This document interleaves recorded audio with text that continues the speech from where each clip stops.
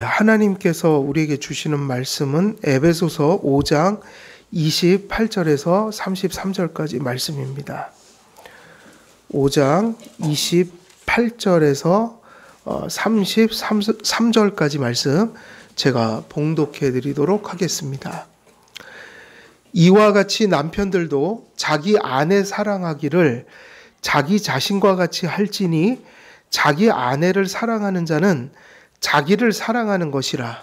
누구든지 언제나 자기 육체를 미워하지 않고 오직 양육하여 보호하기를 그리스도께서 교회에게 함과 같이 하나니 우리는 그 몸의 지체임이라. 그러므로 사람이 부모를 떠나 그의 아내와 합하여 그 둘이 한 육체가 될지니 이 비밀이 크도다. 나는 그리스도와 교회에 대하여 말하노라. 그러나 너희도 각각 자기의 아내 사랑하기를 자신같이 하고 아내도 자기 남편을 존경하라. 아멘.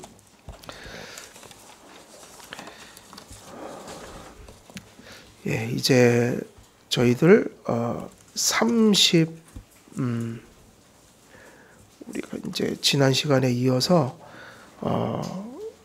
이제 31절, 32절, 33절 계속 이어갑니다.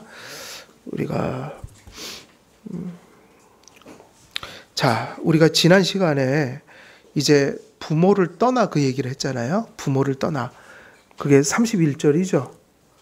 그죠? 31절에 바울이 이제 구약을 가져온 거예요. 근거가 어디냐? 창세기에서 가져왔다. 그러니까 이 얘기는 이 창세기 말씀을 언제 하신 말씀이죠? 세상이 이 말씀은 타락하기 전에 하신 말씀이란 말이에요. 인간이. 그러니까 창조 질서예요. 그런데 구원받은 교회를 향하여 교회의 윤리로 이 말씀을 가져와서 전하니 이 말씀은 이 창조가 타락했을 때 그 타락한 창조를 회복하신 말씀이다. 그래서 이것은 누가 받아야 될 말씀이죠? 그리고 누가 받을 수 있는 말씀이죠? 세상에 결혼의 제도를 남겨놓으셨지만 이 정도의 말씀은 거듭난 자들밖에 못 받아요. 이것은 지금 기독교 윤리로 주고 계신 거거든요. 거듭나야지 알아듣고 거듭나야지 실천할 의지를 갖게 되는 겁니다. 그러니까 그러므로 사람이 부모를 떠나 그의 아내와 합하여 그 둘이 한 육체가 될지니 이렇게 얘기를 했단 말이에요. 그래서 그 말씀을 조금 더 이어가야 될 텐데 하나님께서는 한 남자와 한 여자가 한 육체가 되는 전제를 누구를 떠나는 순간부터 그렇게 된다고 그랬어요? 부모를요. 그래서 부모를 떠나는 거는 하나님의 명령이고 그건 순리고 그건 자연의 이치인 거예요. 그래서 짐승들도 때가 되면 다 그죠? 부모가 품에 안고 있다가 다 이제 지기를 가잖아요. 그러니까 그거는 뭐냐면 독립시키라는 거예요. 정신적인 독립을. 그 정신적인 독립을 한다는 건 무슨 의미냐면 이제부터는 너희들이 너희 삶을 어떻게 해라? 책임져라. 그리고 그런 독립체로서 너희들의 책임을 다하라 이 얘기잖아요. 책임을 버리라는 게 아니라 더 성숙된 모습으로 책임을 이루면서 가라. 그러니까 부모를 공경하는 그 책임이 없어지는 의미가 아니라 더 바르게 되는 의미라고요. 자식도 부모를 바르게 섬기고 부모들도 자녀들을 바르게 독립시켜줘야 그 이후에 사랑이 더 온전해질 수 있는 거예요. 보통 가정 불화는 이게 안 되기 때문에 일어나는 거라고요. 여전히 의존하고 또 여전히 간섭하고 독립을 안 시켜주고 이렇게 하면 가정은 항상 불화가 일어나요. 그러니까 독립된 가정이 세워질 수 없다는 얘기예요. 이렇게 되면. 그래서 이런 부분을 성경을 바르게 보고 이 성경이 무엇을 가르치는지를 잘 깨달아야 합니다. 그래서 부모를 떠나라는 것이 부모에 대한 책임과 사랑과 공경을 버리라는 의미가 아니다라는 거예요. 달리 표현하면 결혼할 때 다른 관계에 대한 책임이 모두 사라지는 것이 아니다. 그래서 옛 어른들이 그런 얘기를 하긴 했죠. 사람이 상투를 틀어야 비로소 어른이 된다. 그 얘기는 뭐냐면 네 인생 네가 이제 뭐 하고 살아가는 시기가 됐다는 거예요. 책임지고. 그러니까 그게 결혼한다고 해서 아내나 남편이 그러니까 우상적인 의미가 되는 건 아니잖아요. 한 몸이 되라는 거고 그런 건강한 독립체, 가정의 단위를 또 이루어서 가정이 이어질 수 있도록. 그래서 더 온전한 부모, 또 자녀, 그리고 사회인이 되라. 이게 결혼의 의미거든요. 당연히 그럴 수밖에 없죠. 나 홀로 섰을 때는 그게 하나입니까? 반입니까? 그러니까 다 못한다고요. 그러니까 온전히 내가 온전한 부모가 되는 거, 온전한 또 자녀로서 책임을 지는 거, 또 온전한 사회인이 되는 거에 있어서 결혼은 결정적으로 사람을 성숙하게 만들어야 돼요. 결혼은 성숙하려고 하는 거지 편하려고 하는 게 아닙니다. 왜냐? 결혼 소명 속엔 그게 들어있는 거잖아요. 기독교인의 관점에서 보면 넌 반쪽밖에 안 돼. 넌 반토막이야.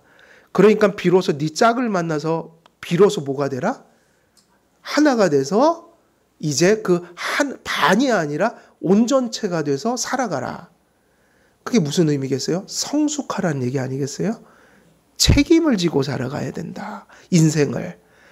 결국 그 얘기가 지금 이 주님이 주신 그 말씀 속에 다 들어있어요. 그러므로 사람이 부모를 떠나 그의 아내와 합하여 그 둘이 한 육체가 될지니. 그러면 독신으로 살아가는 건 어떤 의미죠? 특별한 상황과 소명을 받아 나는 특별한 이 가치를 위해서 사니까 이제 나는 결혼은 안 하지만 내가 홀로 주님을 의지해서 한 사람의 역할을 해가겠습니다. 이것이 자신이 있으면 이제 독신을 하는 거예요.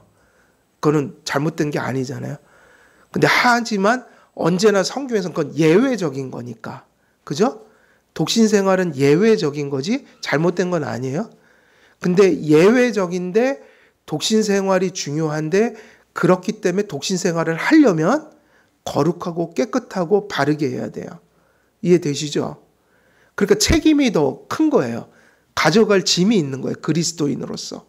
그래서 독신 생활할 때는 상당한 각오가 필요해요. 그리고 이제 그 예외를 제외하고는 다 뭐 해야 돼요?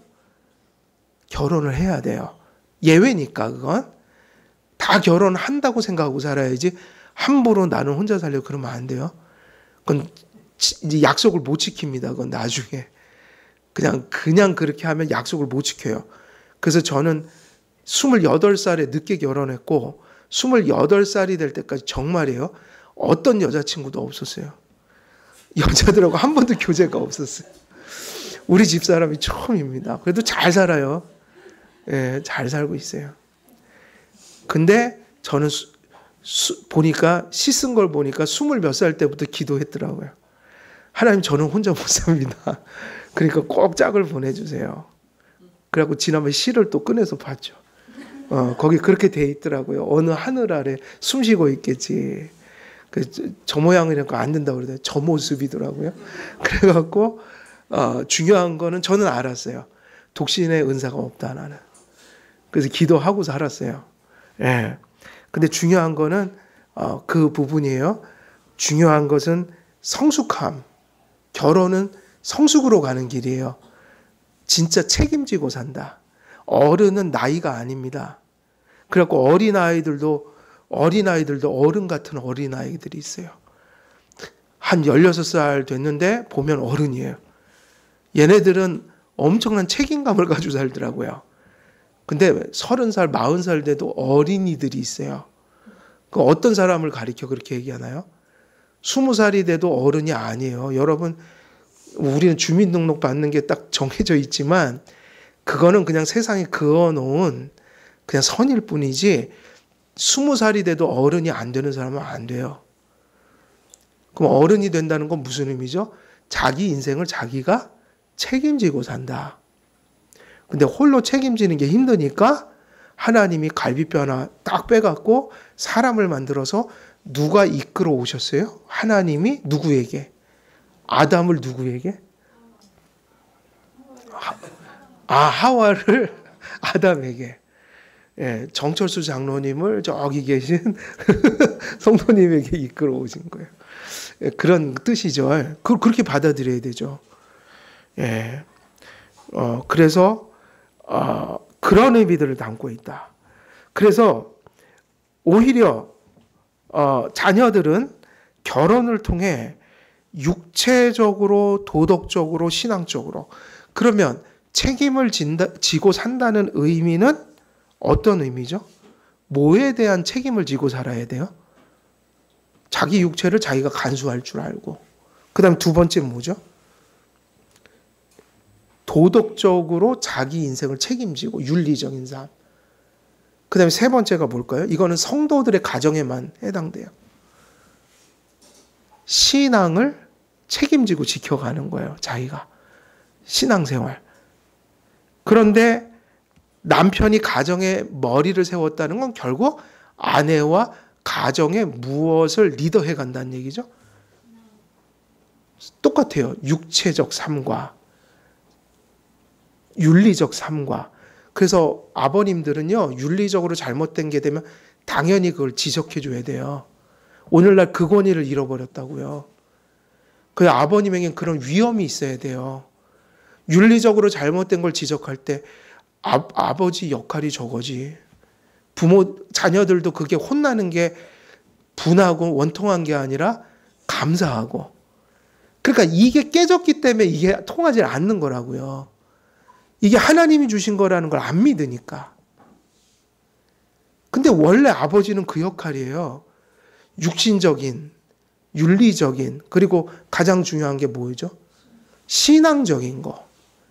이것을 이끌어가는 분이 누구예요? 바로 아버지라는 이름이에요. 그러므로 부모를 떠나 라는 것은 한 남자와 한 여자가 부모로부터 독립하여 부부의 하나됨 속에서 스스로를 책임지고 결정하며 살라는 의미입니다. 근데 제가 살아보니까 혼자는 잘 안 되니까 전 누가 있어야 돼요, 제 옆에? 예, 아내가 있어야 돼요. 분명히 있어야 돼요. 저는 그걸 알아요.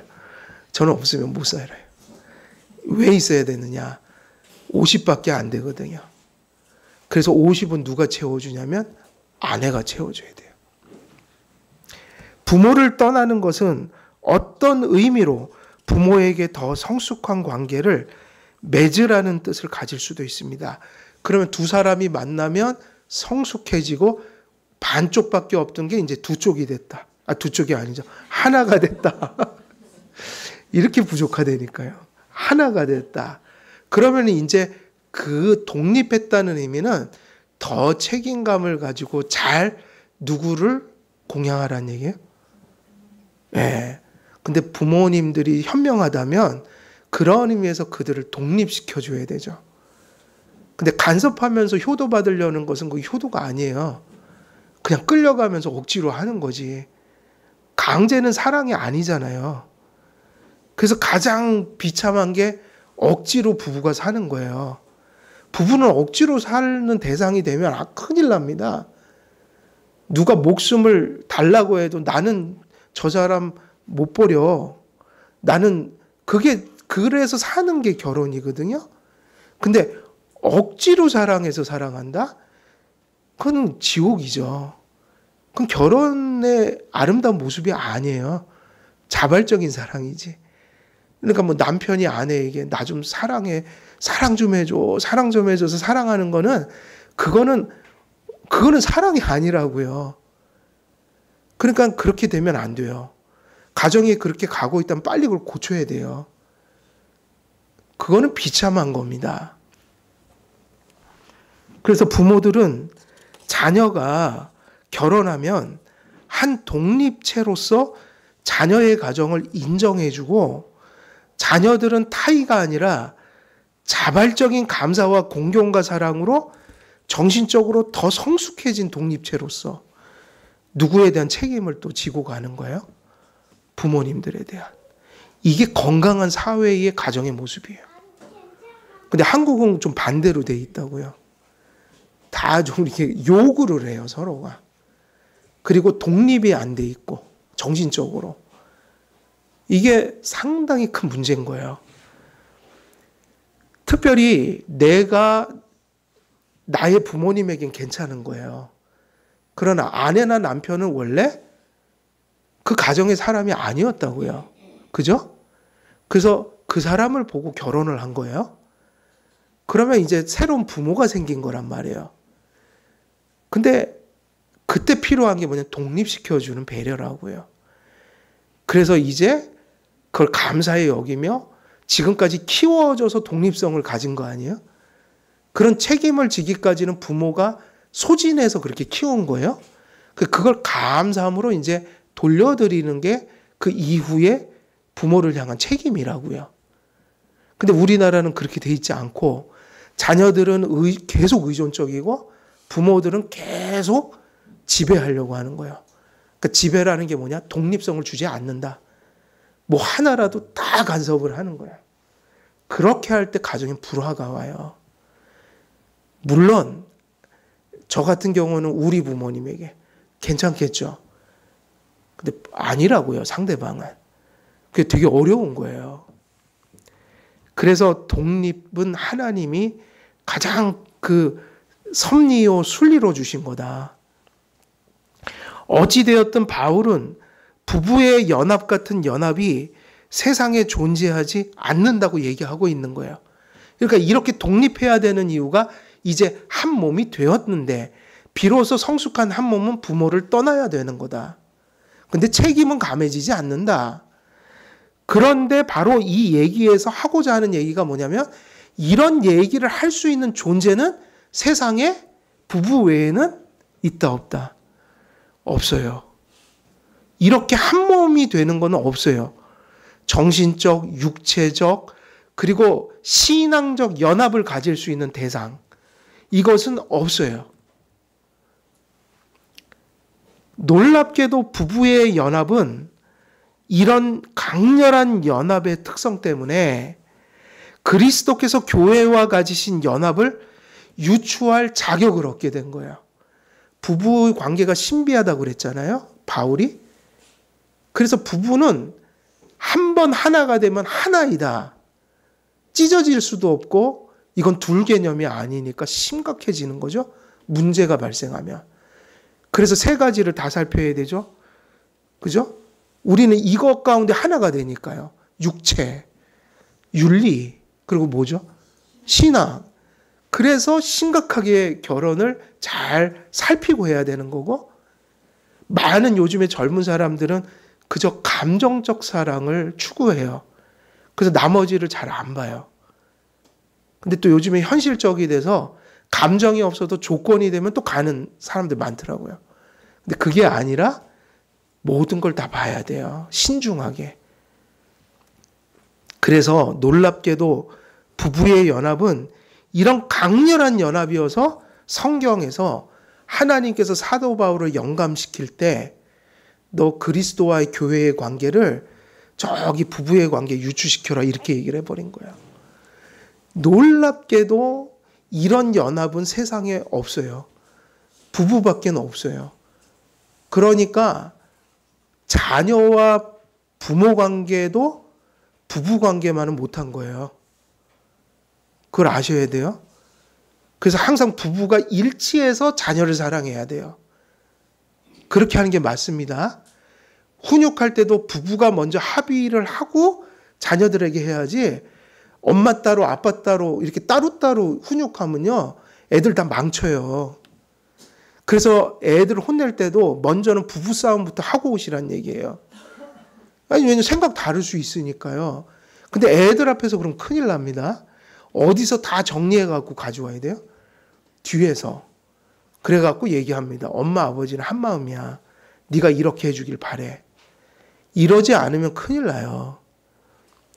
그리스도께서 교회와 가지신 연합을 유추할 자격을, 그래서 이 부부관계가 그리스도와의 교회의 연합을 유추하는 것이 돼버린 거예요. 놀라운 연합이다. 부부의 연합은 서로가 서로를 내어줌으로 한 육체가 되는 것인데 그리스도께서는 말씀으로 찾아오셔서 성령을 통해 자신을 우리에게 내어주셨어요. 거의 비슷하죠? 사랑이 자기 자신을 주는 거라고 그랬잖아요. 자기 자신을 줄 때 부부처럼 친밀한 관계가 없다. 거의 다 내준다. 너와 나 사이에 거의 구분이 안 될 정도인 거예요. 그런데 바로 이 사랑이 미치지 못할 정도로 더 대단한 사랑이 역사 속에 한번 나타났다. 그게 뭘까요? 그리스도께서, 하나님께서 당신의 아들을 내어주시니까 그 아들이 또 누구를 내어줘요? 자기 자신을 사랑하는 택자들에게 내어주셨다. 놀라운 사랑이 나타났다, 역사 속에. 근데 이 사랑은 부부사랑이 아무리 대단해도 또 부부사랑을 거기에 또 비할 수는 없어요. 왜냐하면 이건 영원한 사랑이거든요. 구원의 사랑이에요. 부부사랑 정도가 아니라 그 원수를 위해서 그 자기를 반역한 죄인들을 구원하는 사랑이었어요. 그래서 아가페 사랑의 절정은 십자가에서 일어났다. 그러니까 자기를 내어주는 사랑의 극치는 역사 속에서 십자가 사건밖에 없는데 그 사랑을 유추할 만한 좋은 교보제가 있다. 모델이 있다. 그건 하나밖에 없는데 뭐예요? 부부사랑이에요. 이처럼 우리를 자신의 몸에 접붙이심으로 당신께 속한 생명과 그에 속한 모든 것들을 우리의 것으로 나누어 주셨습니다. 부부의 연합과 그리스도와 교회의 연합에서 자신을 내어주는 사랑이 충만히 나타났습니다. 이런 이유로 부부관계는 그리스도와 교회의 연합을 상징하고 비유하는 중요한 유추의 대상이 된 것이죠. 바울은 창세기 2장 24절을 인용한 후 창조에서 베풀어 주신 부부관계 원리를 그리스도와 교회의 관계와 유추시킵니다. 그럼 여기서 우리가 사실은 이 본문은 그리스도와 교회의 구속을 얘기하려고 하는 겁니까? 부부관계 얘기하는 겁니까? 부부관계죠. 거기서 그냥 가져온 거죠. 왜냐하면 그 얘기는 앞에서 다 했잖아요. 그죠? 그러니까 이 얘기를 보면 부부관계가 본론이에요. 그러면 이제 우리가 이런 생각을 하게 돼요. 저부터 시작이 되는데 저를 비롯하여 모든 분들이 다 필요한 얘기인데 우리가 지금 살아가고 생각하는 것보다는요. 부부관계는 훨씬 더 진중해져야 돼요. 우리 모두가. 우리는 이면에 있어서 상당히 죄를 많이 짓고 가고 있어요. 왜냐하면 엄청난 관계라는 것을 의식하고 살아가는 부부가 별로 없거든요. 그냥 당연한 거죠. 그리고 오늘날 부부들의 특징은 가장 큰 특징은 자기 중심적이에요. 항상 뭘 달라 하고 바꾸자만 하지 그 반대를 생각하는 부부들이 많지는 않아요. 그래서 그렇게 불만이 많은 거예요. 제가 볼 땐 다 비둥비둥 하거든요. 그냥 도토리 키재기. 근데 왜 이렇게 불만이 많을까? 어떤 분은 감사하고 사는데 이유가 뭐냐면 우리가 남편을 바라보는 것이 아내를 바라보는 것이 상당히 이기적이기 때문이에요. 그런데 우리가 이 말씀을 보면 상당히 자기를 내어주는 게 사랑이다.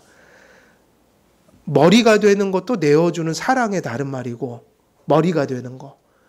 그거에 순종하는 것도 사랑의 다른 말이잖아요. 그러니까 결국 자기를 내어줌으로 하나 되는 소통인데 이게 잘 안 된다. 그럼 그게 무슨 얘기냐면 우리는요 하나님 앞에서 아내를 바라볼 때 남편을 바라볼 때 그러니까 세상에서 어떤 회사 가서 내가 먹고 살기 위해서 책임지고 사는 것보다 가정에서 아내나 남편에게 훨씬 더 많은 책임감을 느껴야 된단 말이에요. 근데 실제로 그게 안 되잖아요. 그냥 무슨 일을 하는 게 중요하지. 뭐 가정생활하는 게 뭐 원칙이 어딨냐. 그냥 살면 되지. 대부분 이런 관점이라고요. 그래서 막 관식이 찾지 마세요. 세상엔 관식이 없어요. 거의 다 아무리 착해도 부선장 섞여진 관식이가 있을 뿐이에요. 세상에 그 이데아예요. 사람들이 바라는 바램이에요. 그리고 거기선 성경 가지고 얘기 안 해갖고 약간 비판할 점도 있어요. 이제 눈물 좀 닦으시고 성경으로 돌아와서 하나님이 무슨 말씀하시는가 좀 귀 기울여야 된다고. 그러니까 어떤 진지함이냐면 이제는 성경적으로 남편을 바라보고 성경적으로 아내를 바라보는 거. 이거 생각보다 쉬운 일 아니고요. 우리는 거의 다 조금씩은 망가져 있어요. 그거를 알아야 돼요. 그래서 나는 죄인으로서이다. 거기서 시작해야지 뭐가 해결이 되지. 자꾸 다른 것만 바라보면 해결책이 없습니다. 그래서 여기서 유추는 남편과 아내의 관계와 교회와 그리스도의 관계가, 그래서 이 얘기를 쓰니까 이 얘기가 지금 뭐예요? 무슨 얘기를 하나 딱 썼죠? 사도 바울이 교회와 그리스도의 관계, 그리고 남편과 아내의 관계가 이거다 이랬어요. 지금 뒤에 보면 무슨 얘기를 했냐면 32절로 들어가는 거예요. 32절에서는 이 관계가 비밀이라고 했어요. 비밀. 근데 이제 비밀이라는 말이 미스테리온이라는 헬라어인데 이걸 잘 해석해야지 보통 거꾸로 해석한다고요. 미스테리온이라는 비밀이라는 말은 감춰진 걸 얘기하는 걸까요? 감춰진 게 드러난 것을 의미하는 걸까요? 이거는 앞에서 얘기했던 거예요. 복음을 비밀이라고 했거든요. 교회를 비밀이라고 했어요. 그때 설명했던 거예요. 근데 여기서 이 단어를 또 써요. 성경에선 비밀이란 말이 가끔 나와요. 바울이 보통 쓰거든요. 바울이 보통 복음을 비밀이라고 했고, 이방인과 이스라엘 사람들이 하나 된 교회가 세워진 걸 가리켜 비밀이라고 그랬어요. 저거를. 그럼 그게 뭐냐? 비밀은 감추어진 거는 맞는데 우리가 보통 시크릿은 감추어 놓는 거잖아요. 성경은 그런 용도가 아니라 감춰진 게 확 드러나 버린 거예요. 그걸 미스테리온, 신비라고 얘기하거나 비밀이라고 얘기했어요. 그러니까 언제 썼던 거냐면 구약의 예표와 예언이 예수님 안에서 성취됐죠. 그걸 비밀이라고 한 거예요. 감춰져 있던 건데 예수님이 오셔서 드러내버렸다. 여러분, 부부의 신비는 누구만 알아요? 부부만 알잖아요. 그래서 비밀이에요. 여기서 얘기하는 건 감추어져 있는 게 아니라 감추어져 있지만 드러난 거예요. 그런데 부부 얘기 한참 하다가 야, 이 비밀이 크다.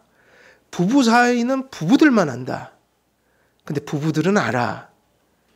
그들은 미스테리온이 있어. 그리고 부부의 연합이 이렇게 지극한 것이니까 참 신비하다. 그런 의미로 썼는데 그것을 지금 어디다 또 유추하고 있는 거예요? 나는 지금 교회에 대해서 얘기하고 있다.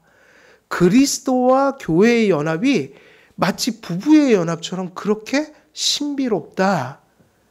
그럼 결혼하면 알게 될 것이고 예수님을 믿으면 알게 될 거야. 성경은 그것을 지금 전하고 있어, 이 얘기를 하는 거예요. 그러니까 여러분이 복음을 받는다는 건 엄청난 것을 지금 받고 있는 거라고요. 감추고 있다는 게 아니라 드러내고 있다는 얘기예요. 그래서 미스테리온이라는 말은 단지 감추어진 것을 의미하지 않고 감추어져 있던 것이 드러난 것을 의미합니다. 바울은 본문에서 결혼을 통한 남녀의 연합 안에 나타난 그 놀라운 신비, 그것이 어디로부터 또 발견된다는 거예요? 그리스도와 교회의 연합 속에서. 그래서 교회와 그리스도의 관계를 바라볼 때는 성도들은 갑자기 뭐가 떠올라야 돼요? 우리 부부가 어떠한가? 또 우리 부부 사이의 관계를 보다가 갑자기 누구를 생각해요? 아유, 예수님이 너무 감사하다. 이런 사랑을 주시다니. 이렇게 묶어 놓아버린 거예요. 그래서 사도 바울이 그렇게 얘기하죠. 이 비밀이 크도다. 나는 그리스도와 교회에 대하여 말하노라. 부부의 연합이 참으로 큰 신비를 담고 있는데 이 신비 속에서 나는 그리스도와 교회의 연합의 신비를 보게 된다고 바울이 말하고 있는 거예요. 근데 이거를 상당히 강조하고 있다는 걸 보셔야 돼요. 그러니까 이 얘기가 그 얘기예요. 아내에 대할 때, 아내에게 얘기할 때, 아내와 관계할 때, 혹은 아내들이 남편을 대할 때, 관계할 때, 그럼 또 그러지 마세요. 이 얘기하면 또 당신부터 잘해. 그러면 이제 아무것도 못합니다. 그냥 내가 먼저 해야 돼요. 그거 따지기 시작하면 싸움밖에 안 돼요. 그러니까 남편이 좀 나보다 못하더라도 나부터 잘해야지. 그리고 남편들은 좀 그동안 못해왔으니까 빨리 이제 더 잘하자. 그럼 되는 거예요. 그런데 이 생각을 할 때 우리가 하나님 앞에 가서 무겁게 여기자 이거예요. 무거워진다. 이게 그냥 세상 풍속이 아니다. 그냥 윤리만도 아니다. 그리스도의 은총을 입어 회복된 가정과 성도와 교회에게 하고 계신 말씀이다. 그러니까 아내, 남편 이 두 글자가 무거워져야지 정상인 거죠. 왜 무거워지냐? 바울은 지금 무겁게 얘기하고 있어요. 왜냐? 지금 이 비밀이 크도다. 나는 그리스도와 교회에 대하여 뭐 한다고 그랬어요? 말하노라. 말한다는 게 레고거든요. 레고. 말한다 이러는데 원래는 헬라어는 주어를 안 써요. 영어 같으면 I, you 이런 거 안 씁니다. 왜냐하면 동사 원형에다가 꼬리를 바꿔갖고 동사 속에 이미 인칭이 다 들어가 있어요. 그래서 뭐 레고 이러면 1인칭 그래서 그게 3인칭이구나. 그래서 그게 6가지가 다 나옵니다. 그래서 다 외워야 돼요. 1인칭, 2인칭, 3인칭, 그리고 복수형 다 외워야 돼요. 그래서 우리가 OASA, 오메네테, 에산 이렇게 외운다고요. 그걸 붙여갖고 인칭을 구별하니까. 헬라어에는 주어가 나올 필요가 있어요, 없어요? 없다고요. 근데 그 동사를 엄청 강조하려고 할 때 뭘 붙이냐면 에고를 붙여요. 에고. 이제 I 이런 인칭을 붙인다고요. 근데 원문을 보면 말하노라 그럴 때 거기다 뭘 붙였냐면 에고를 붙여놨어요. 굳이 또 붙인 거예요. 인칭을. 그럼 그게 무슨 얘기냐면 나는 이 말을 엄청 강조해서 얘기합니다. 이 얘기가 되는 거예요. 바울은 진중하게 얘기하고 있는 거죠. 이렇게 주어를 굳이 사용하여 표현하는 것은 뭐 하기 위한 거예요? 부부관계, 예수 그리스도와 교회 관계를 신비라고 얘기하면서 엄청 강조하고 있다. 바울은 하나님께서 한 남자와 한 여자를 짝지어 주심으로 육체적, 정신적, 영적 하나 된 존재로 만드시는 일에 큰 신비를 발견하고 영감받은 가슴으로 감탄을 쏟아부었다고요. 이게 신비다. 이 신비 안에서 그리스도와 교회의 연합의 신비를 또 보았고 그러면서 또다시 가정으로 돌아갈 거 아니에요. 상당히 강조하고 있어요. 비밀 혹은 신비의 근원은 하나님의 기뻐하시고 선하신 뜻을 따른 예정에 있는 거예요. 이게 어디서부터 왔을까? 이런 부부의 연합이, 이런 그리스도와 교회의 연합이 어디서 왔을까? 그럴 때 그건 신비할 수밖에 없어요. 드러난 것이지만 감탄할 수밖에 없어요. 바울은 그 얘기를 하고 있는 거예요. 이것은 인간들의 어떤 것에서 나온 게 아니라 그리스도와 교회의 지금 이 누림은 하나님께서 그리스도 안에서 행하신 예정에서 나온 거다. 예정이요. 영원의 기원을 두고 있다.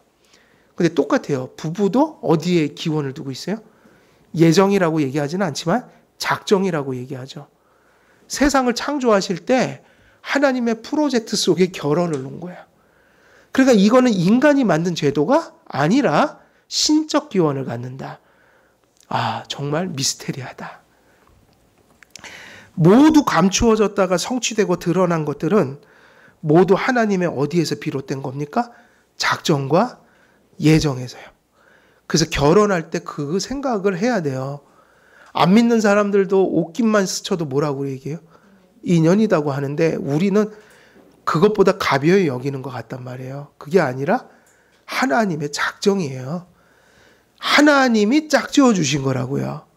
그건 인간의 의지대로 되는 게 아니에요.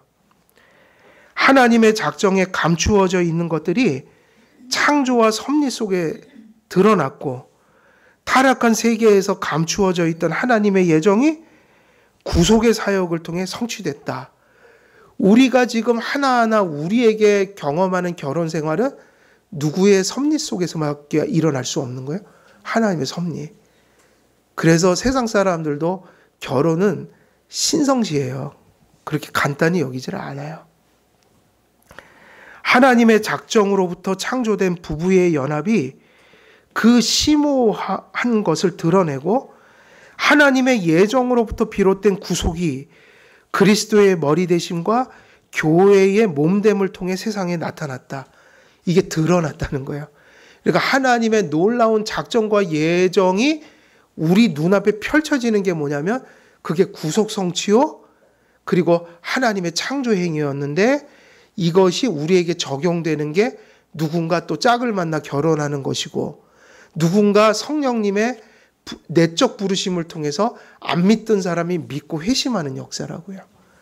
이걸 통해서 이것을 경험할 때 그들도 감탄하죠. 주님의 사랑이 이렇게 대단한 것이었구나. 아, 결혼이라는 게 이렇게 밀접한 연합이구나. 이것을 얘기하게 되는 거예요. 이처럼 하나님의 감추어졌던 것이 성취되고 드러나므로 바울은 계시를 통해 이 신비를 접하고 감탄하며 부부를 교훈하고 그리스도와 교회가 연합되는 복음을 선포하고 있는 거죠.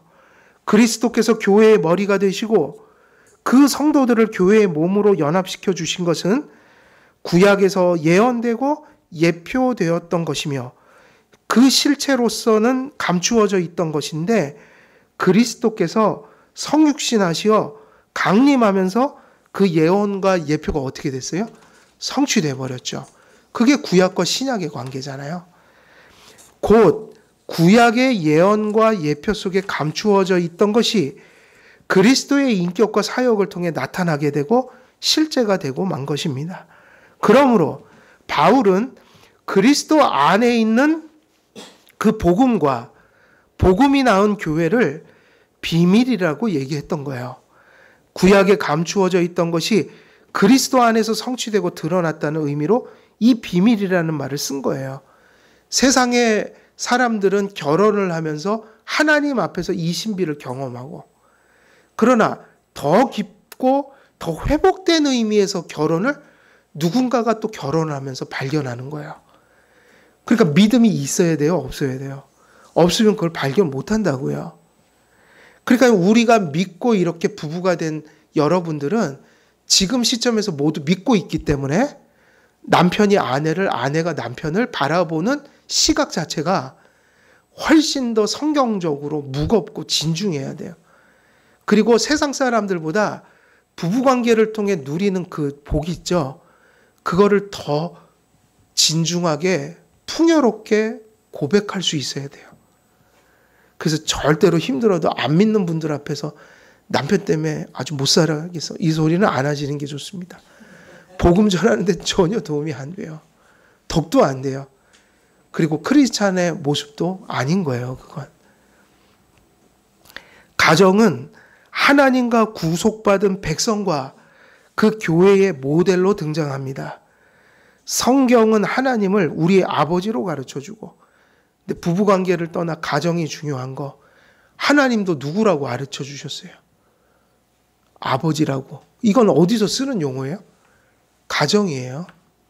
가정.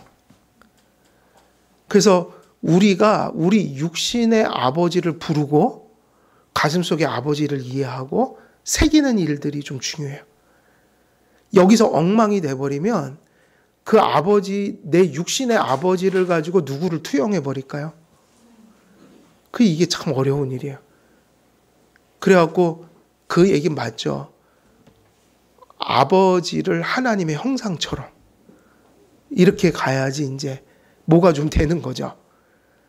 아버지를, 어머니를 모처럼 막 이렇게 함부로 대하는데 거기서 이미 아버지란 이름을 부를 때 이 사람은 아버지란 이름이 그렇게 물들어 있는 거잖아요. 그 말을 가지고 하나님을 부르는데 이 땅에서 아버지 관계, 어머니 관계가 다 깨져버리고 엉망이 되고 폐륜이 된 상태에서 하나님을 아버지로 부를 수 있나요, 없나요? 불가능한 일이에요. 그걸 가지고 하나님을 부르거든요. 그 아버지라는 단어를 가지고. 근데 아버지라는 게 이미 하나님이 아니라 인간 아버지, 인간 어머니에게서 다 망가져 버렸어요. 그러면 그걸 가지고 어떻게 부르냔 말이에요. 있을 수가 없는 얘기예요. 그래서 우리는 이 지상의 가정, 이 삶이 자꾸 경건으로 이어진다는 건 용어 자체가 이미 그렇게 묶여져 있어요. 하나님 아버지. 성도들은 또 뭐라고 부릅니까? 예수님의 신부. 그죠? 아내. 내 아내관이 그런데. 내가 아내로서 살아가는 삶이 그런데 예수께서 우리를 신부로 삼으셨다. 그 이해가 될까요? 그게 망가져 있다면? 그게 바로 언어가 더럽혀져 있다는 얘기예요. 언어가. 어머니라는 이름이, 아버지라는 이름이, 아내라는 이름이, 남편이라는 이름이 이미 다 더럽혀져 있다. 심지어는 여기서도 걸려요. 여러분, 형제가 형제의 도리를 해야지 형제 아니에요? 그죠? 저는 그렇게 생각해요. 피를 나누어 받았다고 형제가 아니라고 생각해요, 저는. 형제의 의미는요, 형제로서의 도리를 하는 거예요. 그걸 잃어버리면 남보다 못한 게 형제입니다. 솔직히 말하면 남들은 걱정해 주는데 형제가 걱정 안 하는 형제들 많아요. 근데 성경은 이렇게 한 몸이 된 지체를 뭐라고 부르죠? 형제님, 자매님, 그것도 가정에서 가져왔어요, 또. 그 혈연을 얘기하는 거잖아요. 근데 그걸 또 거기서 가져온 거예요. 그러니까 형제라는 이름이 파괴가 돼버리면 참 어려운 거예요, 그게. 그래서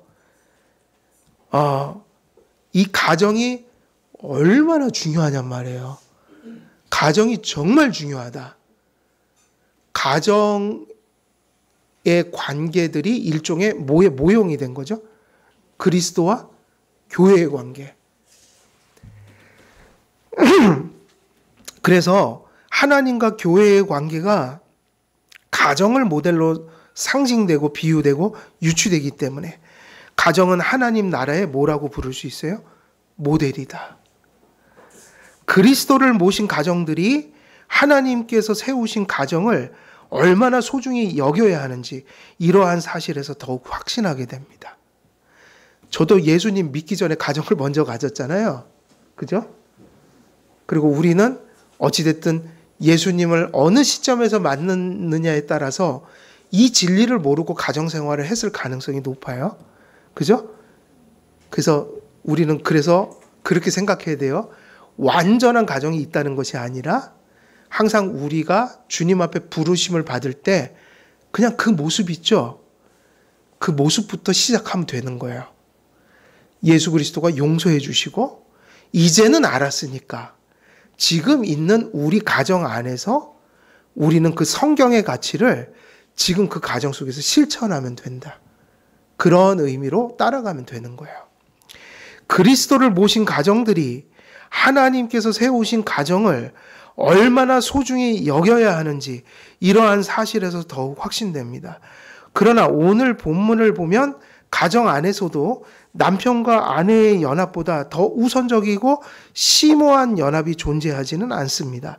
그러므로 바울은 남편과 아내의 연합의 신비로부터 그리스도와 교회의 신비를 바라보며 감탄하고 있는 것입니다.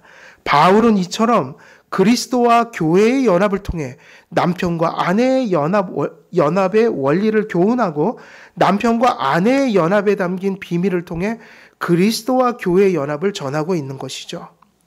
여기까지가 이제 바울이 이 가정생활을 그리스도와의 연합 속에서 설명하면서 여기서는 사실 이 문맥은 누가 누구에게 하는 얘기예요? 바울이 누구를 향해서 주었던 교훈이에요? 남편들이여 아내를 자기 몸처럼 그리고 한 몸으로 여기고 사랑하라. 그러니까 요 문맥은 어디에 걸려 있냐면 아내들이여 순종하라 얘기하고 남편들이여 사랑하라 했을 때 거기 걸려 있으니까 누구에게 얘기하고 있는 거예요? 남편들이요. 그리고 이제 끝났어요. 여기까지가 거기에 대한 교훈이에요. 그럼 이제 다음 33절은 무슨 의미가 될까요? 33절은 이제 무슨 얘기로 갈까요? 당연히 이제 아내 얘기했어요. 남편 얘기했어요. 요약하면 아내들이여 순종하고 남편들이여 사랑하라. 근데 누구처럼 하냐면 예수님이 교회가 서로에게 하는 것처럼. 그리고 끝내는 거예요. 그럼 다음은 이제 뭐로 가냐면 이제 결론이죠. 부부관계의 결론인 거예요. 33절. 그래서 이제 다음으로 가면 6장이잖아요. 거기서부터 누구 얘기할까요? 자녀들이요 각오하라. 자녀들이요 기대하십시오. 예. 기대 말을 잘못했어요. 그럼 겁나서 안 나오니까 기대하십시오. 뭐냐 부모와 자녀 관계로 넘어가죠. 예. 근데 여기까지는 거기 간 거고 33절은 이제 시간이 돼서 이제 못 전하는데 33절부터는 이제 결론으로 가는 거예요. 그래서 이젠 둘 다에게 얘기합니다. 내가 이렇게 다 얘기했으니까 결론적으로 이렇게 하라. 그 얘기가 33절이에요. 근데 오늘은 여기서 딱 끝나서 여기서 마치도록 하겠습니다. 기도하겠습니다. 하나님 아버지, 저희들이 허물과제로 또 죽었던 삶이 있고 또 그리스도 안에 부름을 받았으나 또 여전히 여죄를 지닌 존재로서 또 부족한 가정의 또 일원으로서 또 때로는 가장으로서 때로는 돕는 배필로서 살아갑니다. 우리 주께서 우리에게 생명을 주시고 창조의 질서를 회복하셨으니 오늘도 바울의 이 신약의 기독교 윤리, 이 하나님의 명령을 따라 또 우리가 부름받은 그 자리로부터 더 온전한 가정으로 세워져가는 놀라운 회복과 또 은혜의 역사가 있도록 하나님 함께해 주옵소서. 그래야 해서 우리의 가정이 크리스찬의 진정한 가정으로서 세상에 하나님께 영광을 돌리는 가정이요 또 하나님께서 창조와 또 은혜의 언약을 통해서 베푸신 은혜들이 우리의 가정 속에 누려지는 그런 놀라운 은혜가 충만하여질 수 있도록 또한 성령께서 함께하여 주옵소서. 감사드리오며 우리 주 예수 그리스도의 이름으로 기도드리옵나이다. 아멘.